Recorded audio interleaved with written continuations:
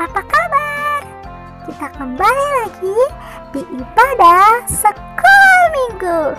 Di mana lagi kalau bukan di generasi Dauti.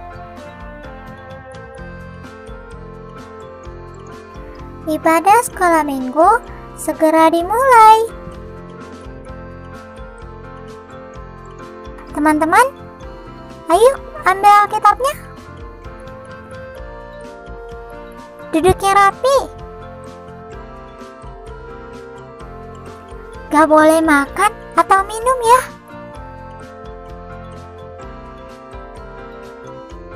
Gak boleh ngomong-ngomong. Gak boleh jalan-jalan. Kita harus hormat kepada Tuhan. Selamat mengikuti ibadah.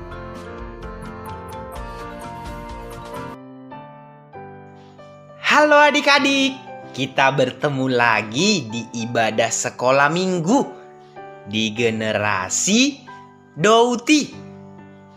Kita bersyukur ya atas kasih Tuhan yang terus melimpah bagi kita, sehingga kita bisa memuji Tuhan dan mendengarkan firman-Nya. Adik-adik, yuk kita memuji Tuhan dengan pujian, memuji Tuhan selalu dan puji Tuhan selalu.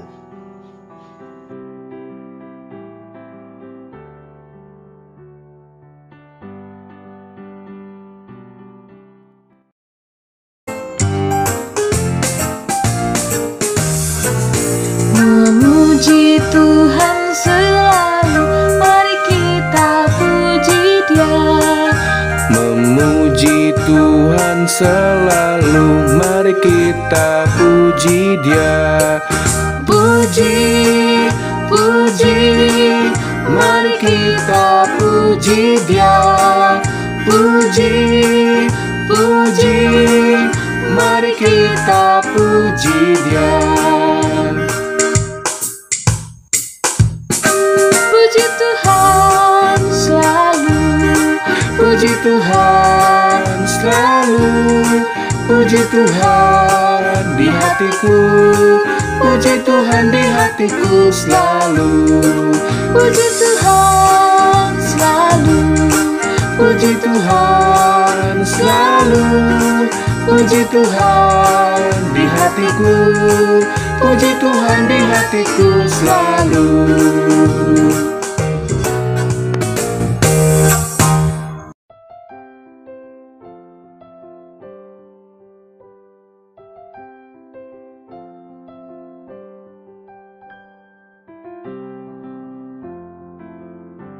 Mari kita berdoa.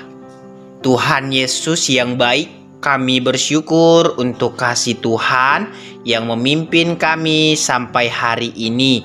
Kami dapat beribadah kepadamu. Tolonglah kami supaya kami dapat beribadah dengan hormat kepadamu dan kiranya kami dapat mengerti firman-Mu. Di dalam nama Tuhan Yesus kami bersyukur dan berdoa. Amin.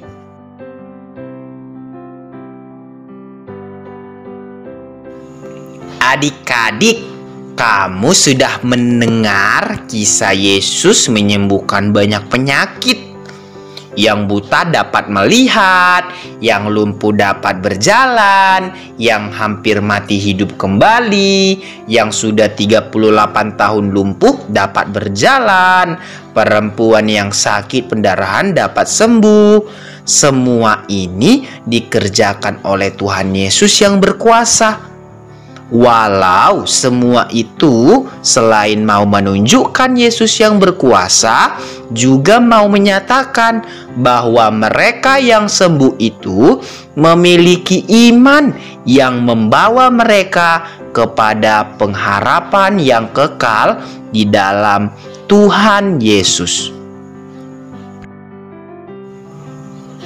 Wah, hebat sekali ya Tuhan Yesus yang memperkenalkan diri kepada manusia. Hari ini kita akan mendengar cerita apa ya?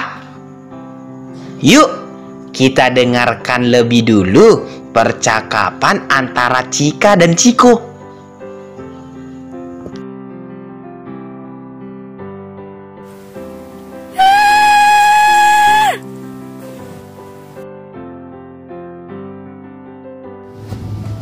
Kamu kenapa, Cika?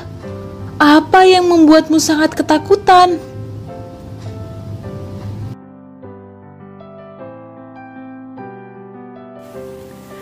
Ciko, tolong aku. Aku sangat takut melihat orang yang memukuli dirinya sendiri dengan batu. Selain berbahaya bagi dirinya, juga berbahaya bagi orang lain. Selain itu, dia juga berteriak-teriak gak jelas, Ciko.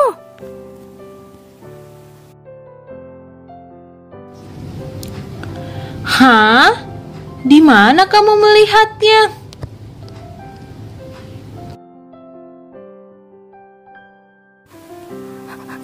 Di sana.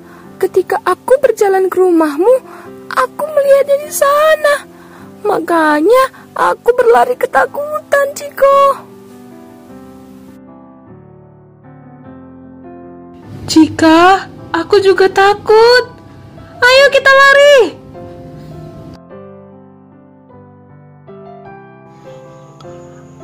Adik-adik, ternyata orang itu adalah orang yang sudah tidak waras karena dirasuk oleh setan. Karena peristiwa itu, Cika dan Ciko tidak lagi berani melewati jalan itu karena sangat menakutkan bagi mereka. Kira-kira kalau adik-adik sekalian mengalami peristiwa serupa dengan Cika dan Ciko, bagaimana? Apakah kalian akan berlari ketakutan juga?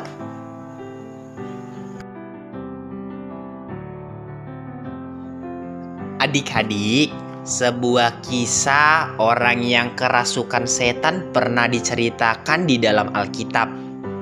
Tidak ada satu orang pun yang sanggup menanganinya. Bahkan rantai pun bisa dilepaskannya. Karena itulah ia tidak lagi dipedulikan oleh orang lain. Kemudian ada satu pribadi yang bisa mengatasinya. Siapakah dia dan bagaimanakah ceritanya? Ayo kita lihat ya dalam Alkitab dari Markus 5 ayat 1 sampai 20.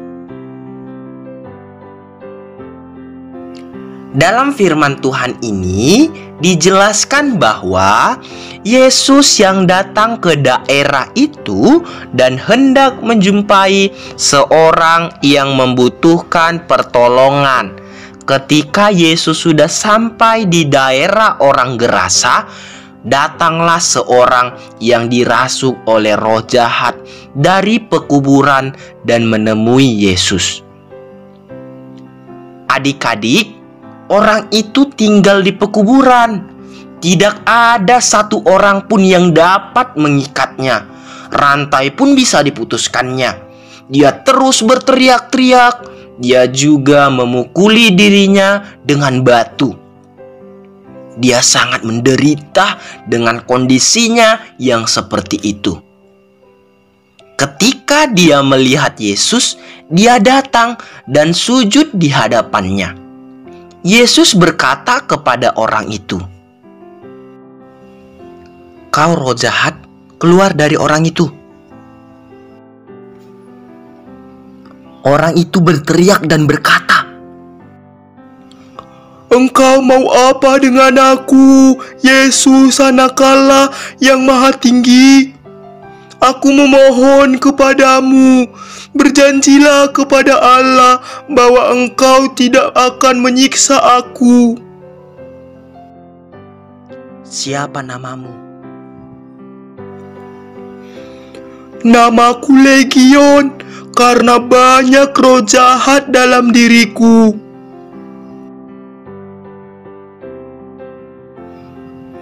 Orang itu sangat memohon kepada Yesus supaya tidak diusir dari daerah itu karena takut roh-roh roh jahat itu melihat kawanan babi sedang mencari makan. Orang itu berkata, "Suruhlah kami supaya kami masuk ke dalam babi-babi itu."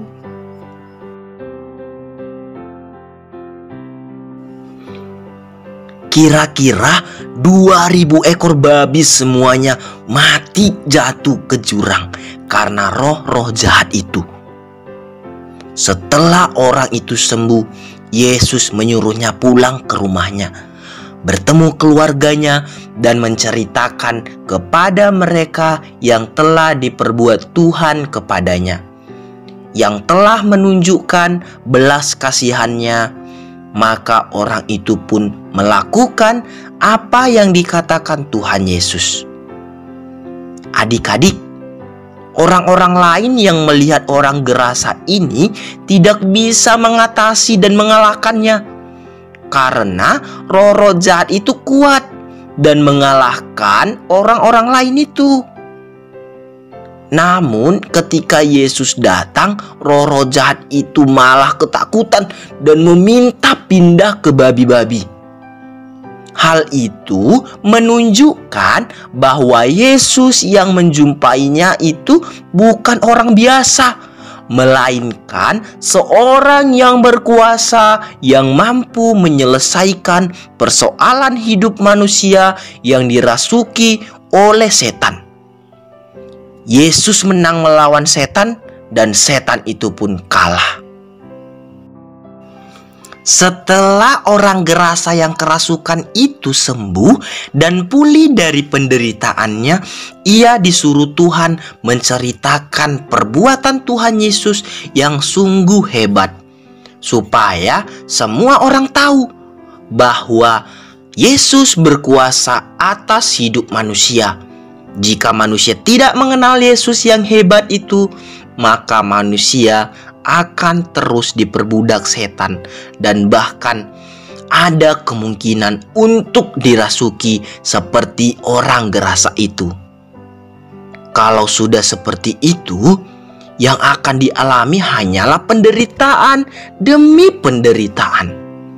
Tetapi di dalam Yesus ada kemenangan atas kuasa setan, karena Yesus telah menang melawan setan. Adik-adik, apakah kamu masih takut kepada orang yang dirasuk seperti orang gerasa ini? Lihatlah kepada Yesus Kristus yang telah mengalahkan roh-roh jahat itu.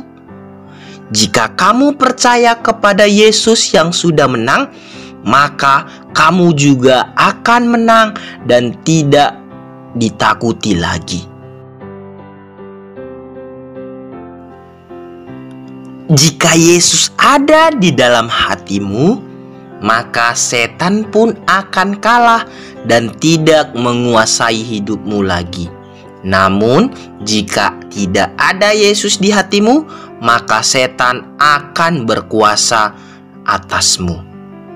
Seperti orang gerasa itu, ia bertemu Tuhan Yesus dan memperoleh pembebasan dari perbudakan setan, serta mendapat kekuatan dan kesempatan untuk menceritakan perbuatan Yesus di dalam hidupnya. Hidup orang gerasa dari yang tidak berguna menjadi sesuatu yang berguna setelah diubahkan oleh Tuhan Yesus. Maka adik-adik sekalian perlu mengenal Tuhan Yesus dan percaya kepadanya yang sanggup membebaskan kalian dari perbudakan setan. Percayalah kepada Yesus Kristus yang telah berkata melalui firman-Nya di dalam Alkitab.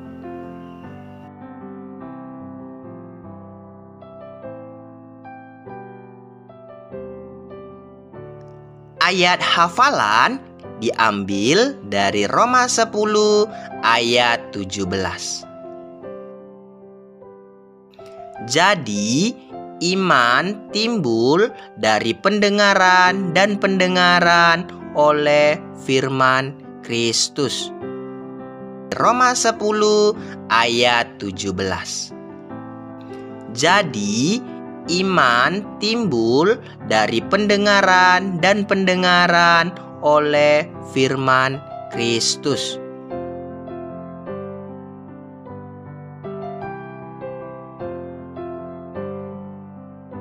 Mari kita berdoa.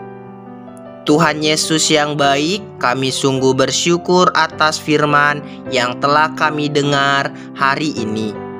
Biarlah kiranya kami memperoleh kesempatan untuk beriman sungguh kepadamu. Ajarilah kami ya Tuhan, dan tolonglah kami untuk dapat beriman kepadamu.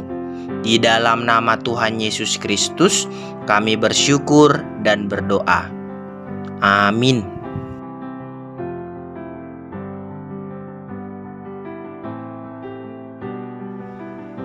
Mari kita memuji Tuhan kembali dengan pujian, Allahku besar, kuat dan perkasa.